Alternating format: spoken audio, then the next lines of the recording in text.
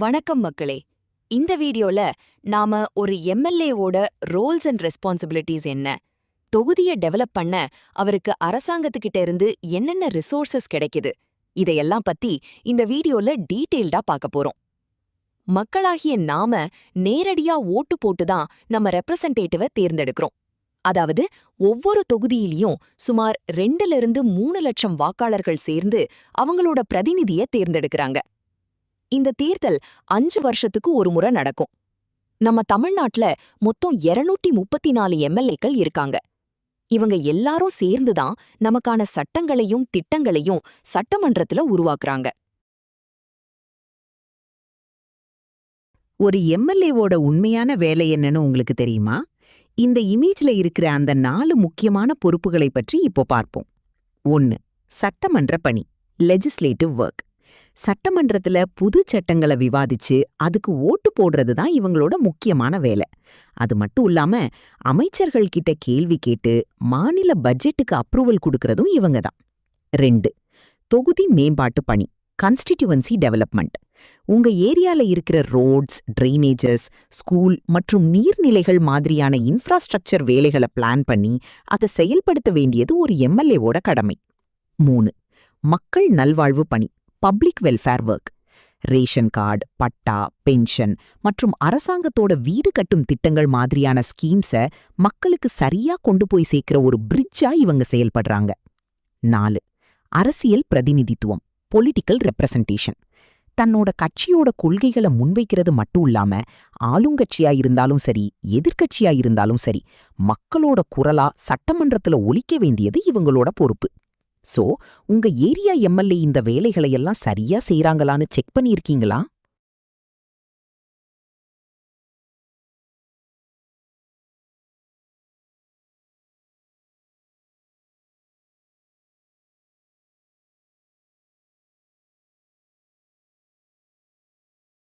ஒரு எம்எல்ஏவோட ஒவ்வொரு நிமிஷமும் எவ்ளோ பிஸியா இருக்குன்னு. ஒரு எம்எல்ஏவோட வழக்கமான நாள். காலை மக்கள் சந்திப்பு. வீட்டிலேயே அல்லது அவரோட அலுவலகத்துல, கான்ஸ்டிடியூவன்சி ஆபீஸ்ல மக்களை சந்திப்பார். நூற்றுக்கணக்கான மக்கள் ஏரியா பிரச்சனைகள் பத்தி மனுக்கள் கொடுக்க வருவாங்க. காலை அதிகாரிகள் கூட்டம், மீட்டிங் வித் அஃபீஷியல்ஸ். மாவட்ட ஆட்சியர், பொதுப்பணித்துறை மற்றும் குடிநீர் வாரிய மெட்ரோ வாட்டர் அதிகாரிகளோட மீட்டிங் இருக்கும். ஏரியா வேலைகளை எப்படி துரிதப்படுத்துறதுன்னு டிஸ்கஸ் பண்ணுவாங்க. மதியம் தள ஆய்வு, சைட் இன்ஸ்பெக்ஷன். ஏரியால புதுசா நடக்கிற ரோடு வேலைகள் அல்லது பில்டிங் கன்ஸ்ட்ரக்ஷனை நேரடியா போய் ஆய்வு செய்வார். வேலை முடிஞ்சா திட்டங்களை திறந்து வைப்பார், இனாகுரேஷன். மாலை சமூக நிகழ்வுகள், சோஷியல் ஈவென்ட்ஸ். ஊர் திருவிழாக்கள், மக்கள் நலக்கூட்டங்கள் அல்லது கட்சி மீட்டிங்ஸ்ல கலந்துப்பார். மக்களோட மக்களாயிருந்து அவங்க குறைகளை கேட்கிற நேரம் இது. ஆண்டுக்கு 30 முதல் 50 நாட்கள் சட்டமன்ற கூட்டம், assembly session. Chennai Fort Saint ஜார்ஜ்ல நடக்கிற சட்டமன்ற கூட்டத்துல கலந்துகிட்டு தன் தொகுதி மக்களுக்காக விவாதிச்சு கேள்விகள் கேட்பார். பாத்தீங்களா, ஒரு எம்எல்ஏவோட ஒவ்வொரு நிமிஷமும் எவ்ளோ பிஸியா இருக்குன்னு. ஒரு எம்எல்ஏவோட சம்பளம் பத்தி நமக்கு தெரியும். ஆனா அவரோட தொகுதி மேம்பாட்டுக்காக அரசாங்கம் எவ்வளவு நிதி கொடுக்குது, அவருக்கு வேற என்னென்ன சலுகைகள் இருக்குன்னு தெரியுமா? வாங்க பாப்போம். முதல்ல கூடுதல் சலுகைகள், அடிஷனல் பெர்க்ஸ். முதல்ல ஒரு எம்எல்ஏவுக்கு கிடைக்கிற இதர சலுகைகள். இவங்க அரசு பேருந்துகள்ல இலவசமா பயணம் செய்யலாம். சட்டமன்ற கூட்டத்தொடர் நடக்கும்போது சென்னையில தங்குறதுக்கு தனி விடுதி வசதி, அகாமடேஷன். பயணப்படி மற்றும் மருத்துவ படிகளும் இவங்களுக்கு உண்டு. மிக முக்கியமான வளம், எம்எல்ஏ சிடிஎஸ் நிதி, த டெவலப்மெண்ட் ஃபண்ட். இதையெல்லாம் விட ரொம்ப முக்கியமானது எம்எல்ஏ சிடிஎஸ் நிதி. அதாவது ஒவ்வொரு எம்எல்ஏவுக்கும் அவரோட தொகுதி வேலைகளுக்காக வருஷத்துக்கு 3 கோடி ரூபாய் அரசாங்கம் ஒதுக்குது. அவரோட 5 வருஷ பதவி காலத்துல மொத்தம் 15 கோடி ரூபாய் நிதி கிடைக்குது. இந்த நிதியை எப்படி செலவிட வேண்டும்? Fund utilization. இந்த 3 கோடி ரூபாயை எப்படி செலவு பண்ணணும்னு ஒரு வரைமுறை இருக்கு. இதுல குறைந்தபட்சம் 22% நிதிய எஸ்சி/எஸ்டி மக்கள் வாழற பகுதிகளோட முன்னேற்றத்துக்காக செலவு பண்ணணும். அடுத்ததா குறைந்தபட்சம் 30% நிதிய கல்வி மற்றும் அங்கன்வாடி, ஸ்கூல்ஸ் அண்ட் அங்கன்வாடிஸ் வசதிகளுக்காக பயன்படுத்தணும். மீதி இருக்கிற 48% to 70% நிதிய எம்எல்ஏ அவரோட விருப்பப்படி தொகுதியோட முக்கிய தேவைகளான ரோட் போடுறது, சாக்கடை வசதி, குடிநீர் தொட்டி, தெருவிளக்கு அல்லது மயானம் மற்றும் சமூக மண்டபங்கள் கட்ட பயன்படுத்திக்கலாம். இப்போ சொல்லுங்க, உங்க ஏரியாவுல இந்த 3 கோடி ரூபாய் நிதிய வச்சு உருப்படியா ஏதாவது வேலை நடந்திருக்கா? இத பத்தி நீங்க என்ன நினைக்கிறீங்கன்னு கமெண்ட்ல சொல்லுங்க. எம்எல்ஏவை பத்தி நாம நினைக்கிற இந்த 4 விஷயங்களும் தப்பு.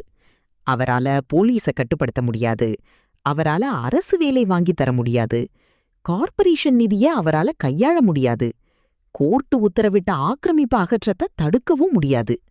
சரி மக்களே, இவ்வளவு பவர் இருக்கிற ஒரு எம்எல்ஏவை நாம எப்படி தொடர்பு கொள்றது?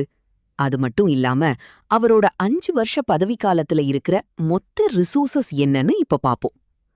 1. எம்எல்ஏவிடம் எப்படி தொடர்பு கொள்வது? How to reach out. உங்க ஏரியா பிரச்சனைகளை சொல்ல நீங்க 3 வழிகளை பயன்படுத்தலாம். முதல்ல, சிஎம் ஹெல்ப்லைன் 100க்கு கால் பண்ணி உங்க புகார பதிவு செய்யலாம். இரண்டாவது, cmhelpline.tnega.org அப்படிங்கிற வெப்சைட் மூலியமா ஆன்லைன்லயே ஆன்லைன் பெட்டிஷன் கொடுக்கலாம். உங்க தொகுதி எம்எல்ஏவை அவரோட அலுவலகத்துல நீங்க நேரடியாவே போய் சந்திக்கலாம். 5 ஆண்டு பதவிக்காலத்தின் மொத்த வளங்கள், டோட்டல் ரிசோர்சஸ் இன் 5 years. ஒரு எம்எல்ஏவோட 5 வருஷ காலத்துல அவரோட கண்ட்ரோல்ல எவ்வளவு விஷயங்கள் இருக்குன்னு பாருங்க. தொகுதி மேம்பாட்டுக்காக எம்எல்ஏ சிடிஎஸ் சுமார் 15 கோடி ரூபாய்க்கும் அதிகமான நிதி. அவரோட மொத்த சம்பளம் மற்றும் இதர படிகள் சேர்த்து சுமார் 1.5 to 2 கோடி ரூபாய். எல்லாத்துக்கும் மேல மாவட்டத்தோட மொத்த பட்ஜெட் மற்றும் திட்டங்கள்ல அவரோட அதிக செல்வாக்கு, இன்ஃப்ளூயன்ஸ் இருக்கும். இப்போ சொல்லுங்க மக்களே, இவ்வளவு வசதிகளும் அதிகாரமும் இருக்கிற உங்க எம்எல்ஏ உங்க தொகுதிக்கு என்ன செஞ்சிருக்கார்? இது மாதிரியான பொலிட்டிக்கல் அப்டேட்ஸ்க்கு மறக்காம நம்ம சிவிக் சென்ஸ் சேனலை சப்ஸ்கிரைப் பண்ணுங்க.